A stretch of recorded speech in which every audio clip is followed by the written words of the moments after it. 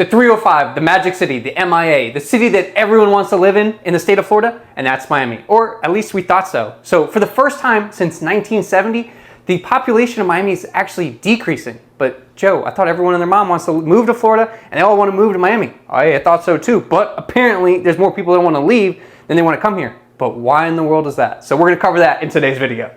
But before we do that, all I ask is that you hit the like and subscribe button, especially if you want to be the first to know about everything going on, not only here in South Florida, but Florida in general. And for those of you who don't know me, my name is Joe, and my team and I help people move not only to South Florida, like I was saying, but also to Florida in general. So whether you're looking to move in 9 days or 90 days, we'd love to be your real estate resource of choice. You can call, email, text us, DM us, whatever's easiest for you, we got you. But now let's dive into it. Let's see what the hell is going on with Miami.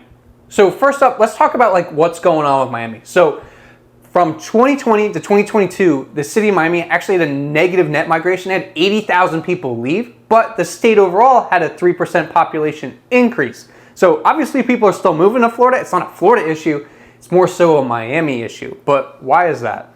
And I think there's three main reasons for that. And let's kind of start off with the first one. First one has to be the real estate prices. Let's be realistic. So the median sales price in Miami is $550,000. It's by far the most expensive city in Florida. With that being said, I mean, obviously, like if people are leaving it, they already own a house. So why are they now leaving if it's expensive? Isn't that a good thing? So let's think about it this way. With the median sales price being $550,000, you bought a house, let's say in 2005 for $300,000. Now you're gonna sell it for $550,000.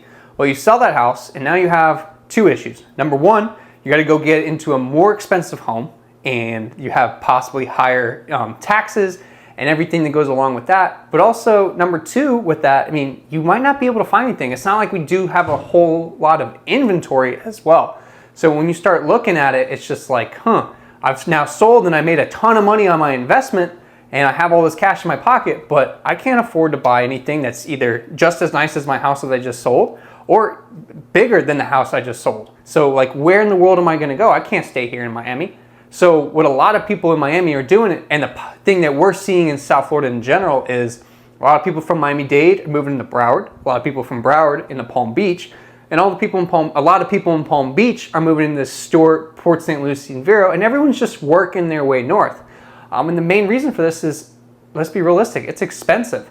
Miami is one of the most rent-burdened cities in all of America. The average renter in Miami spends about 30% of their household income on rent. I mean, why would they spend that on rent when they can go and live in Miami, unless it's for a job or they love the ambiance, when they can go live somewhere else in the state of Florida or somewhere else overall and spend a fraction of that?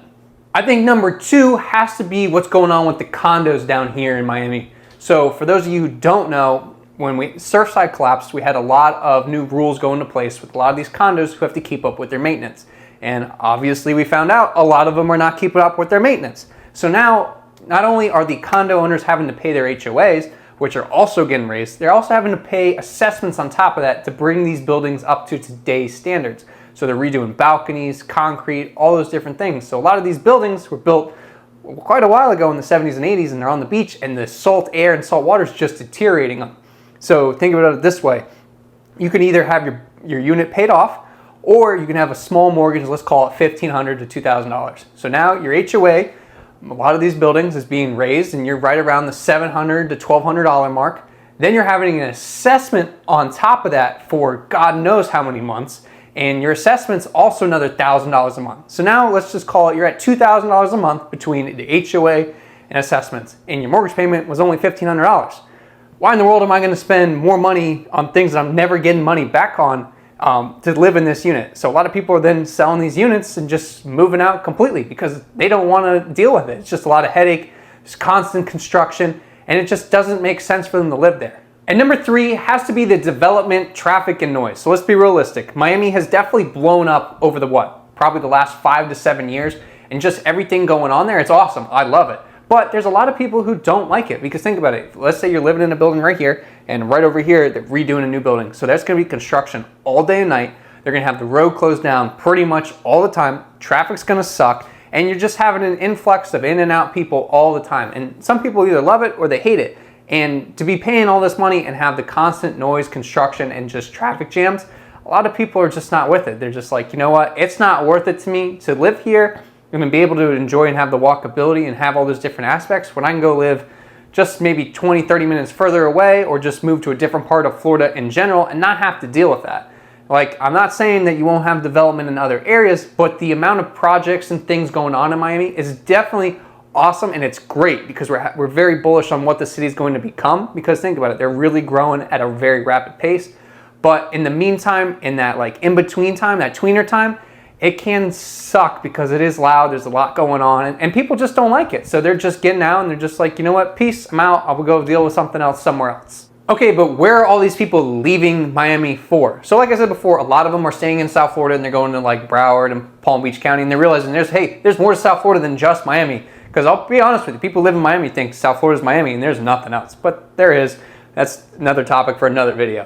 But for the most part, a lot of them are staying in the state of Florida. Some of them are going to like places like Atlanta, oddly enough, like Colorado and Nashville. But the cities that they're staying in Florida are Tampa, Orlando, Jacksonville, and Ocala. You're probably wondering, like, why in the world are they going to these cities? Of all places in Florida, wouldn't they want to be near the water? The only two near the water are Jacksonville and Tampa. And yes, they probably do, but what these cities have in common is your median sales price in a lot of them is over $100,000 cheaper than living in Miami. So not only you're going to get a better cost on your housing, or if you're renting, but you also could possibly have a better quality of life because now you have more money to put towards other aspects of your life and not just housing. So for example, in Tampa, the median sales price is $445,000. In Orlando, the median sales price is $390,000. In Jacksonville, the median sales price is $302,000, and the cheapest is Ocala, with the median sales price being $279,000.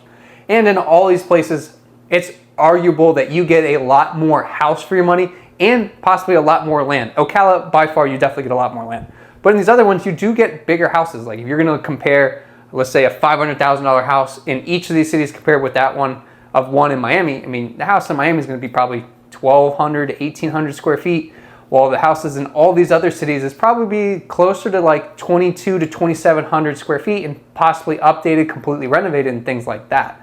So when you start breaking it down, especially if you can work remote, a lot of people are opting to go live in these other cities. And could you really blame them? They're going to save money at the end of the day. So let me know in the comments down below, why do you think people are leaving Miami, and what do you think Miami should do about this to fix the problem? And if you or anyone you know are looking to either buy or sell here in South Florida or Florida in general, we'd love to be your real estate resource of choice. You can call us, email, text us, DM us, whatever's easiest for you, we got you.